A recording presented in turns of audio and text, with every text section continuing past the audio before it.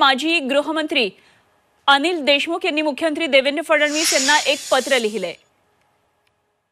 बुरशीमुळे काटोल आणि नरखेड तालुक्यात संत्रा तसंच मोसंबीचं मोठ्या प्रमाणामध्ये नुकसान झालेलं होतं। विधानसभेच्या निवडणुकीपूर्वी दोन्ही तालुक्यांसाठी 48 कोटी 31 लाख रुपये मंजूर करण्यात आले। तसा शासन आदेशही निघाला, मात्र अजूनही ही रक्कम शेतकऱ्यांच्या खात्यात टाकण्यात आलेली नाही आणि ही नुकसान भरपाई तातडीने द्यावी अशी मागणी करणारे हे पत्र देशमुखांनी मुख्यमंत्र्यांना लिहिलंय। नुकसान भरपाई न दिल्यास रस्त्यावर उतरावं लागेल असा इशारा यावेळी अनिल देशमुख यांनी दिलाय।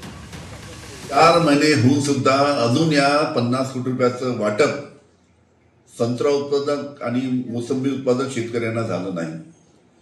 त्याच्यामुळे माझी राज्य शासनाला विनंती राहील की जे 50 कोटी रुपये संत्रा उत्पादक आणि मोसंबी उत्पादक यांच्यासाठी राज्य शासनाने मंजूर केले आहे त्याचं वाटप लवकरात लवकर करावं।